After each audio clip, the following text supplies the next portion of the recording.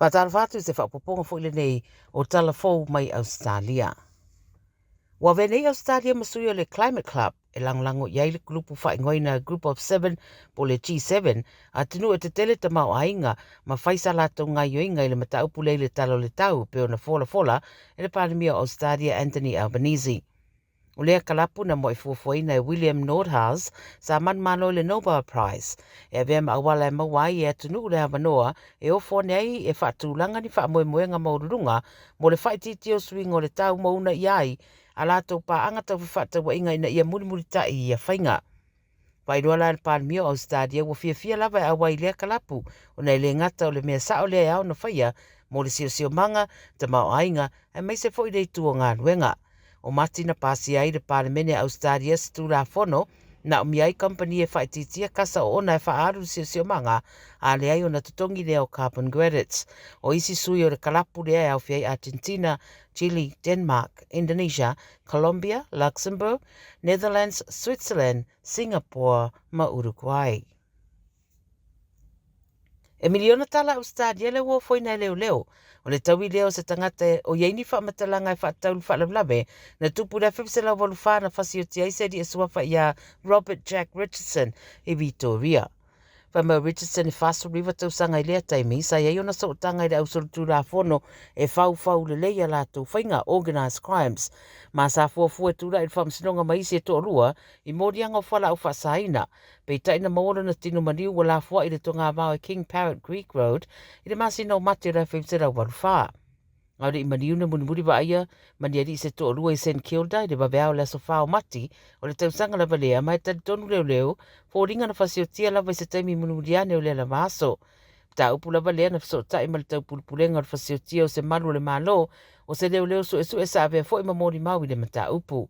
O le whamtaranga leo e whapea, o mta upu le nei sa malosi o na sotanga nga i sori ngā tūla whono e awhia i male Painters and Dockers Union. O le a whao popolea whai o fō mai matausi mai pasi le stalaina e mawhaiona lātou tū sia talawai mō whala au e lua o whala au tū i e whao ngā mo le whapa uina o maitanga po le portion le wufua o fōwhanga o whaatanga i lalo tū la whono fōu o whaia e le Therapeutic Drug Administration po le TGA. I le teimi wasola whala au le mifepristone ma le misoprostol sa whaatau whaatasi mai na se fo mai whapito o whaamaonia e mawhaiona ia tū sia sa talawai o ia whala au. Ai na o le pharmacist fo i o le stalaina e mawhaiona ia whaamatu watu lea talawai. Pei tai dao leo wasuia lea tūlanga ma o so se fo mai e eilo nanga wa atalawhea ngai tūlanga tautole ninga i lea au unanga o le a mawhaiona ia whautuaina ia whala au ma o le ai fo ni lapta inga fo ma whatanunga le a tū sia i whaamatalanga o lea o loa.